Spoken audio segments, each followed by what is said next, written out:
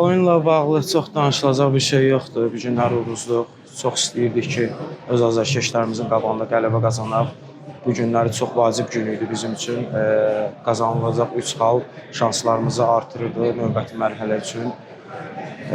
Belə deyim, hardasa oyunu yaxşı başladıq, qollarımızı vurduq, 2 qol vurduq. Oyunun bəzi dəqiqələrində üstünlük bizdə idi, çox yaxşı kombinasiyalar qururduq.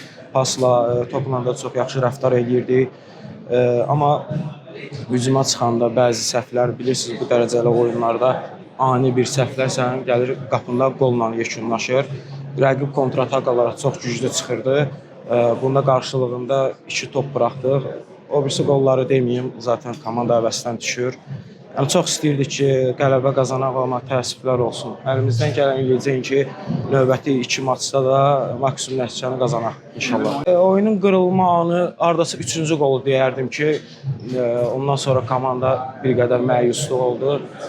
Zaten ondan sonra da buraxılan qollar bəlli idi. Əvəz etmələrə mən qarışmasam daha yaxşı olar. Çünki bu məşqçinin qərarıdır. Onu mən heç nə deyə bilmərəm. Bilirsiniz, onlar yəni o dəqiqələrdə sən geriyə çəkilsən, hardasa yəni düzgün gəlməz. Çünki sən ataka çıxırsan, komandanda zaten boşluqların olacağı normaldır. Amma o ani həmin o səhvlər yəni olmamalıdır ki, sən də yekunda qolla başa gəlib çıxmasın. Öz təsiri oldu. Yəni nə qədər epizodlarımız var idi ki, yaxşı yararlana bilərdik.